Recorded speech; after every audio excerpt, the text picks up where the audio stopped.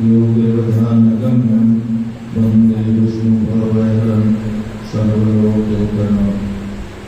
मङ्गलं भगवान् विष्णु मङ्गलं गरुडध्वजो मङ्गलं पुण्डरीकाक्षो मङ्गलाय तनोतु। सर्वमङ्गलमाङ्गल्ये शिवे सर्वार्थसाधिके शरण्ये त्र्यम्बके गौरी नारायणी नमोस्तुते। मूकं करोति वाचालं पङ्गुलङ्घते गिरिं यत्कृपातमं वन्दे परमानन्दमाधवं। गुरुर्ब्रह्मा गुरुर्विष्णु गुरुर्देवो महेश्वरः गुरुर्साक्षात् परं ब्रह्म तस्मै श्रीगुरुवे नमः। तस्मै श्रीगुरुवे नमः।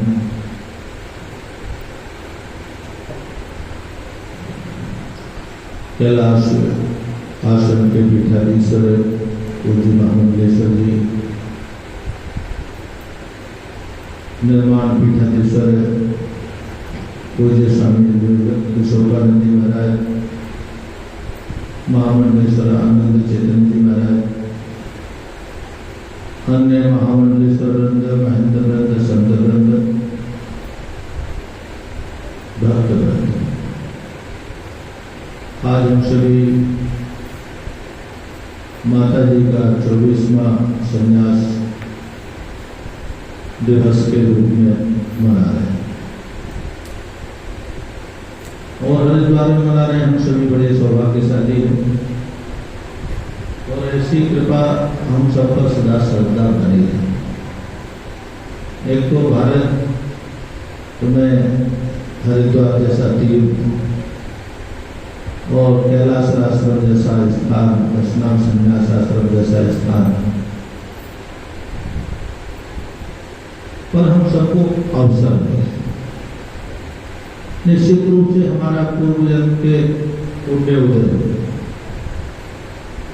बिना पुण्य उदय के हमको ये अवसर नहीं मिल सकता और इस अवसर का हम अधिक से अधिक वास्तव में लाभ प्राप्त कर सके, ऐसा हमको चिंतन मनन करना चाहिए। हम तीर्थ पर आते हैं और तीर्थ पर हमसे भूल करके भी कोई पाप ना, हम अगर कोई पुण्य ना कर सके तो कोई बात नहीं, क्योंकि आप तीर्थ पर आए हैं, साधु संतों का दर्शन करेंगे, तीर्थ का दर्शन करेंगे, स्पर्श करेंगे, वंदन करेंगे, ये सहज रूप से आपसे पुण्य होने वाला, क्योंकि आपके पुण्य उदय हुए, पुण्य के कारण से आपका यहाँ आने का अवसर आपको मिला, माता जी के संन्यास दिवस का बहाना हुआ। लेकिन हम वापिस आए तो मैं तो तीर्थ पे आने पर एक निवेदन करता हूं, आप सब लोग बड़े साधु संतों में, धर्म में आस्था रखने वाले दिव्य पुरुष, तीर्थ पर दिन प्रतिदिन दुर्दशा होती चली जा रही है। आश्रमधारी बहुत सारे व्यवस्थाओं के कारण हमसे कह नहीं पाते हैं, लेकिन हम आते, हमको पता नहीं होता हम कितना पाप करके चले जाते हैं। तो तीर्थ पर हमसे पाप ना हो, पुण्य ना करें, पुण्य तो सहज रूप से हो जाएगा। और अगर आपसे एक पाप हो गया, जैसे पुण्य करते हो आप, तो पुण्य तीर्थ पे करने के लिए यहाँ इसलिए आते हो कि अगर हम अपने गांव में, घर में, क्षेत्र में करते तीर्थ, तो पर कहीं तीर्थ के अलावा कहीं अन्य जगह ये कार्यक्रम करते तो हमको सामान्य पुण्य का फल प्राप्त होता। लेकिन हम तीर्थ पर इसीलिए आते हैं, गुरु चरणों में इसीलिए आते हैं, संतों के चरणों में इसलिए आते हैं कि हमारे पुण्य का प्रभाव बढ़ जाए। और शास्त्रों की मान्यता ऐसी है कि हरिद्वार में किया हुआ कोई भी पुण्य सहस्त्र गुना हो जाता है। तो जब पुण्य सहस्त्र गुना होता है तो पाप भी निश्चित रूप से सहस्त्र गुना होता होगा। हमको भागवत की एक कथा याद आती है कुबेर के पुत्र हैं, कुबेर बहुत बड़े हैं, उनके बड़े बाप के पुत्र होते हैं। हम लोगों के घर में भी स्थिति होती है कि बड़े बाप के जो पुत्र होते हैं वो सहज रूप से ही उद्दंड हो जाते हैं। तो यही की कथा आती है कि गंगा जी में उच्छृंखलता के साथ, उद्दंडता के साथ नग्न अवस्था में स्नान करते हैं। नारद जी ने देखा ये कौन है? अच्छा, बड़े बाप के बेटे हैं। अरे बड़े बाप के बेटे आज पाप करते हैं, इनको दंड नहीं दिया तो यहाँ तीर्थ पर पाप करने की परंपरा बढ़ जाएगी। श्राप दे दिए, जाओ जड़ का काम करते हो, मूर्ख हो, मानव का शरीर नहीं करके उद्दंडता करते हो। हम एक तरफ माता को गंगा का स्वरूप मानते हैं, एक तरफ साधु संतों को भगवान का स्वरूप मानते हैं, पूजनीय वर्तनीय अर्चनीय शब्द बहुत अच्छे अच्छे शब्दों का प्रयोग भी करते हैं।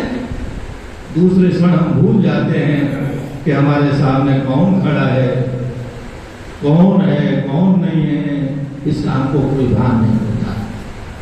श्राप दे दिया। उनको ज्ञात हुआ है तो नारद जी के श्राप है, झूठा नहीं हो सकता। भागवत में आप कथा सुनते ही हैं, मैं तो केवल आपको स्मरण दिला रहा हूं, मैं आपको कथा नहीं कह रहा हूं। विलखते हैं, नारद जी संत हैं, इसीलिए उन्होंने उसका उपचार भी बताया। जाओ वृंदावन में जाकर के यमलार्जुन के वृक्ष बन जाओ और स्वयं भगवान कृष्ण आपका उद्धार करने आएंगे। तो यहाँ पर पाप भी भारी होता है। देखने में आता है कि दिन प्रतिदिन तीर्थ पे दुर्दशा बढ़ती चली जाती है। हम लोग यहाँ आते हैं, आश्रम में रहते हैं, आश्रम के पीठाधीश्वर को हम पूछते हैं, वंदन करते हैं, अर्चन करते हैं, लेकिन हमारे पीछे उनको क्या क्या परेशानी होती होगी, हमारे कारण से होती होगी। ये जरा चिंतन करते हुए अगर आप यहाँ रहें 1 दिन, 2 दिन, 10 दिन, 5 दिन, 20 दिन, ये गांठ बांध लें और यहां से जाएं तो गांठ बांध ले, बहुत अच्छा है। नहीं तो हमारी स्थिति क्या हो गई है, यहाँ संत दिखाई देते हैं, हम तो वर्णन करते हैं, अभिनंदन करते हैं, लेकिन जब स्टेशन पर और बस अड्डे पर दिखाई देते हैं तो वो संत नहीं रहते। हमारा भाव बदलता है। भाव के बिना कल्याण नहीं हो सकता। इसीलिए अपने हृदय में कम से कम ये भाव रहे कि मैं अगर पुण्य करने में सामर्थ्यशाली नहीं हूं तो मेरी स्थिति जान करके अनजाने में भी कोई पाप नहीं होगा। ऐसा अगर प्रयास किया तो वास्तव में माता जी को सच्ची श्रद्धांजलि है। उनके जन्मदिन पर हम उनके अनुयायी हैं ना, हम उनके भक्त हैं, हम उनके शिष्य हैं, और वास्तव में मैं भी पूज्य माता जी के चरणों में वंदन करता हूँ, अभिनंदन करता हूँ। ऐसी दिव्य माताओं की आप पर कृपा है। यह कृपा आपको सदा सर्वदा बनी रहे। आप सदा सर्वदा संतों का रसास्वादन करते रहे, संतों की आप पर कृपा बनी रहे। ऐसी मैं आप सबको शुभकामनाएं आशीर्वाद देते हुए, क्योंकि वक्ता बहुत है, मैं अपने वाणी को विराम देता हूँ। ओम शांति।